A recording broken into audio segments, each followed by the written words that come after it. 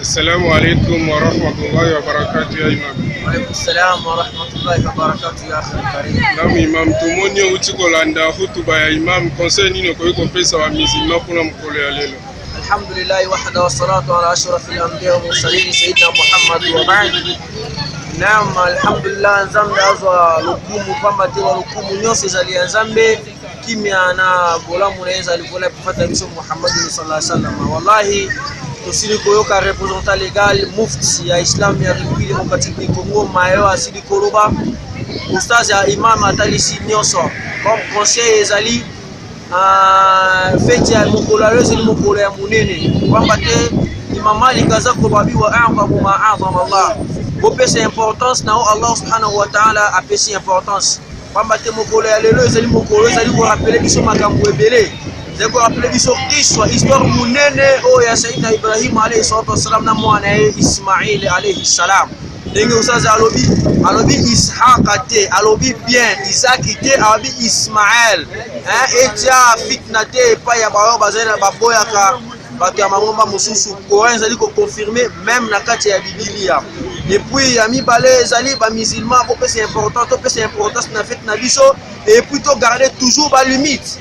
to garder toujours ba limite comme baté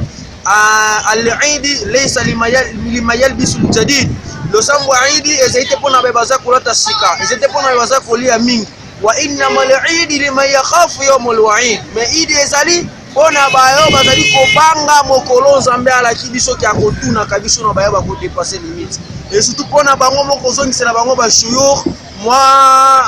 fitneza kat na bango wallahi islam o bozali kote ya biso lingomba ya paix lingomba ya kimia lingomba ya kosangana ndenge nzambe abito kangama bihamle jamia na singa nzambe me bango moko bazali na mwa bokeseni kat na bango wallahi sali malamu te tala avant-hier ba musulman bazaki na mina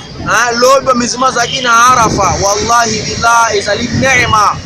tango batelemi kosenga Allah mapate ezali polele nzambe azali ko répondre ba eo mayo tozali kosenga na ye sengi na biso kat na biso tozala na bolingo pe koyokana même ba cher koyokana ya onde kosala force islam lobi na yango inshallah. Naam imam, ezali feti ya kosasa conseil nini kopesa mutu azali kosasa se comporter ndenge nini akokata nyama na lei yango ye moko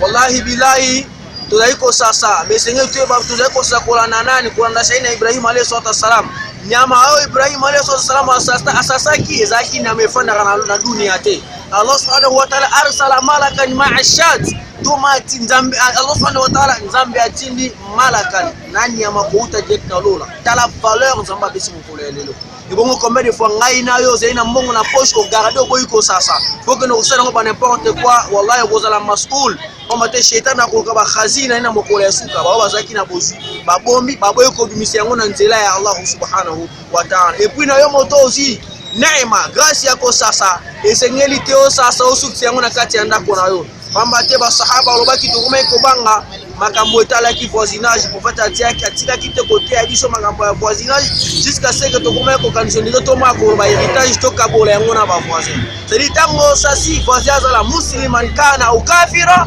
fa'alika esenye na osani ni tusaddi ko pesa sadaka na ba utango leina ndako na yo utali voisin na yo pesi c'est ça l'islam leo Allah na Muhammad sallallahu alaihi wasallam basili côté ya biso na shukran طيب الحمد لله مع السلامه